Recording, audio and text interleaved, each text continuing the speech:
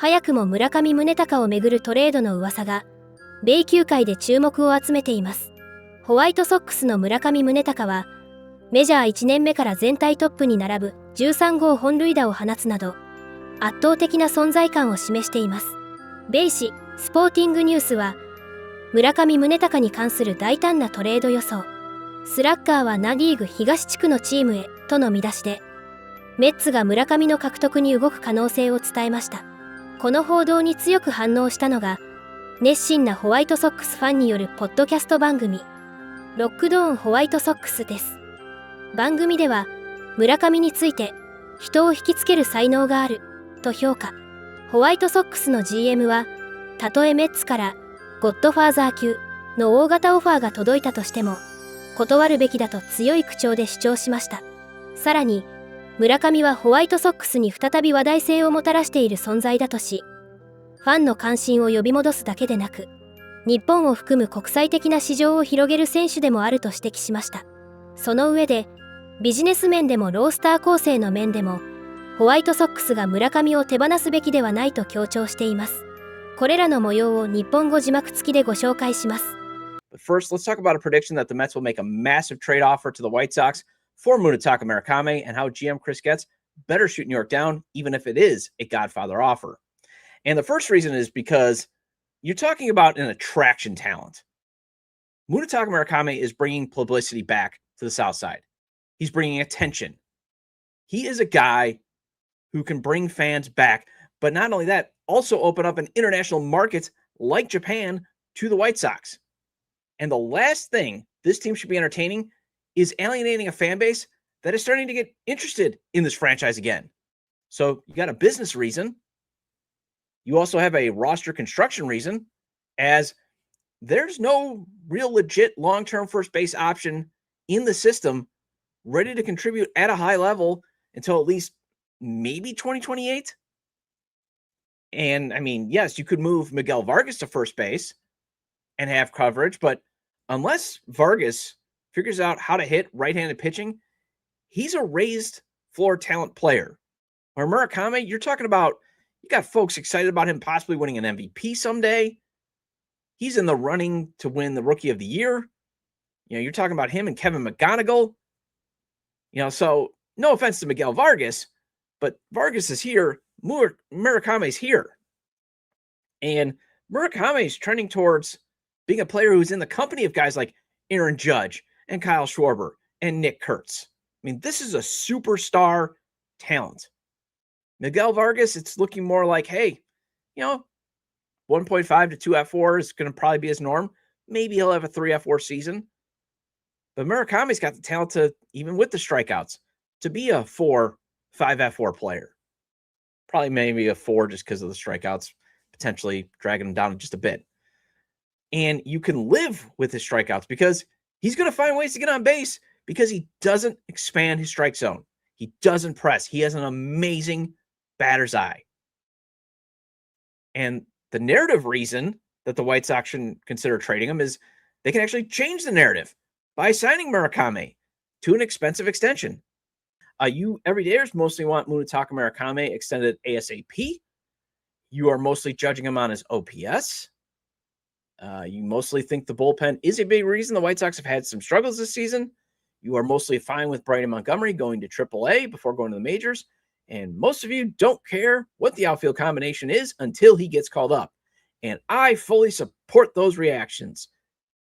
So I did ask, should the White Sox try to extend Munetaka Murakami right now or wait until after the season?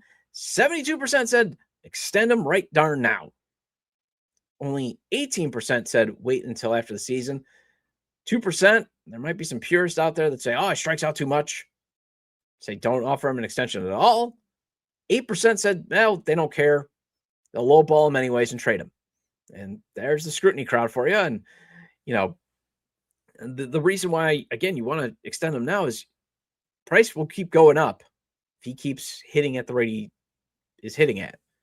If he's on, if he hits over 60 home runs, which again, it's kind of hard to see, but I'll say this, don't dare to dream. I mean, go ahead, dream of that.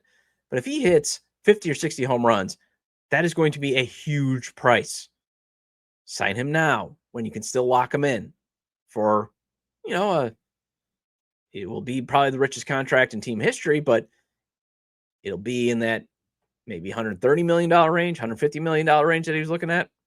And John Greenberg's recent piece in The Athletic highlights Chris Getz is developing a relationship with Mooney's representation. So he's trying to work the angles to make sure that they keep this guy.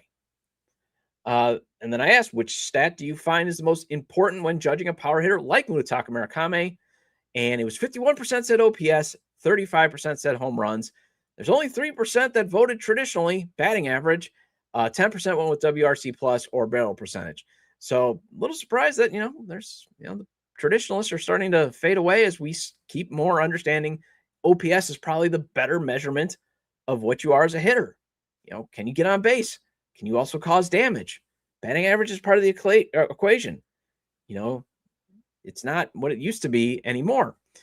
You don't want to go like nuts and make any determination about exactly what a player maybe is or isn't after just 5 weeks.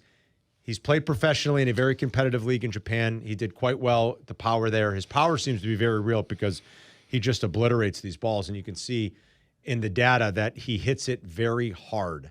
So I guess just the big question now, and I know you're working on a story, is like, what are these other teams thinking? Like, where did they maybe miss, and how much are they regretting it right now? It's a scouting mistake until further notice. That's what it is. You don't know how many teams he and his agency talked to. I mean, basically all of them. Because did they? Yes, because think of how this went down. Obviously, you're looking for the biggest contract you can get your player. Japanese players have come over here and done well. Yes, they have. Certainly he has some question marks. So you start big and you whittle it down. Yankees, no. Mets, no interest. Angels had interest. I want to start with the big teams. So some of the bigger teams, the Cubs didn't need them, did not have interest. Simple, did not have interest. Okay, now we got to go to smaller market. Well, a lot of them don't have the money to spend. San Diego was huge in on him. They're playing him now. Didn't have the money to spend. Is that right? Didn't have the money to spend. So San Diego liked him, but they're like, we just don't want to spend. Angels wanted him. Had conversations. Didn't happen. Pirates, his agents heard about the Pirates wanting to spend money. They did spend money. They just didn't spend it on Murakami. That's right. They added some power. They just didn't spend it on Murakami. And I think Getz would say this publicly, and he pretty much has. This player fell in their lap. Is that right? This player fell in their lap.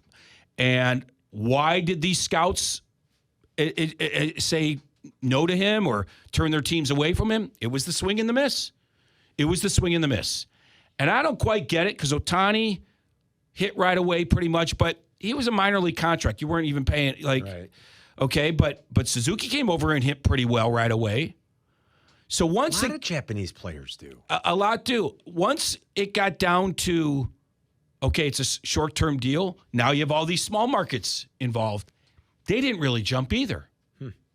And the White Sox did. It's amazing. $1 billion industry, $10 billion industry, and you keep missing in drafts, of course. Mike Trout was passed up by 25 teams, whatever it was. So it was a scouting thing. If the White Sox went to Murakami and said 4 for 100, 4 for maybe 112 is maybe a little bit more realistic, would they say go pound sand, or would they be interested in I think they would probably say go pound sand. There's a lot of layers to this that I can't even answer when it comes to his agents and how they feel coming off the 2-year deal. It probably would be viewed as a success if they flip that into a longer-term deal.